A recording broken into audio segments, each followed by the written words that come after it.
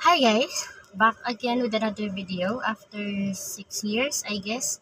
So, itong video na isiset ko dito na ipi-play ko is about dun lang sa pag-PMS ng sakyan ko. Kasi for the first time, sa 4 PMS, ako yung nagdala sa aking body. So, I hope you enjoy watching. So, ayan na nga, I'm on my way sa UT para sa PMS ni Greta. And before I start my day, I always pray the rosary while driving for 15 minutes. Yan. Okay, so for today, dadalhin natin si La Greta sa kanyang doktor. Doktor. Kasi ipapa-PMS natin siya. Actually, it's long overdue. Well, hindi naman din kasi namin ginagamit ito ng madalas. Kaya, na-delay yung PMS niya. So, ngayon, ito tayo sa doktor ni Greta. Okay? Samahan niyo ako. So, yeah. Okay, and ayun na nga, andito na ako sa Hyundai Silang. This is Greta's second time here. So, ito yung kanilang mga featured vehicles. Puro sila white. Yung kanina is the Creta. This one is the Castin, the Santa Fe, and yung nasa dulo ay ang Hyundai Staria, yung ipinalit sa Starex. So, yan. From the lobby, merong reception or waiting area na magdadirect from the lobby to the hallway, papunta doon sa waiting area na naman, pero sa customer service na.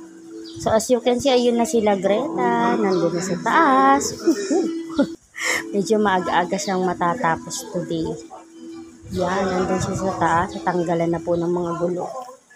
So, dito naman, ito na yung total ko na binayaran. It's 7,000 plus for the 4th PMS niya. So, yung 4th PMS is 37,500 na kilometrahe. Ang ginawa dito is engine, mga lahat ng fluids pinalitan. Basta ganun. So, ang follow-up check-up ni Greta would be on March 30, 2025. Okay, so natapos na ang pa-check up and treatment ni Greta. So ang ginawa sa kanya is change oil, so yung mga fluid replacements, ganyan. Tapos brake cleaning, ano pa ba? Tapos pinadagdag ko yung wheel alignment. Kasi it's been 2 years since nung ginamit. Pero, although hindi naman siya dumadaan sa mga lubak-lubak, since 2 years na, gusto ko lang ma-wheel align. So, after 2 years na ulit ang wheel alignment. So, yun lang. Babalik na ako ng clinic duty ulit. Tapos, after 6 months, or kung alin na, which comes first, 47,000 yung kilometrahe, or after 6 months, which comes first.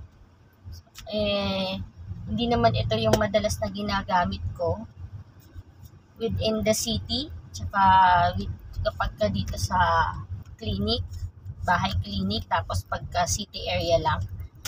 Ginagamit ko lang to pagka long distance para wala masyadong iniisip kung may ibang problema. Wala din naman silang sinabi na hindi maganda, na kung may nakita man silang negative, wala din. Tapos kapatid ko na kasi yung nag-replace ng air filter at saka ng ano pa ba yung filter? Engine filter ba yun? Basta may pinalitan na 2 filter yung kapatid ko. Siya na yung nagpalit. Malinis pa naman. So, hindi siya kasama sa ginawa ngayon. That's all. See you next time.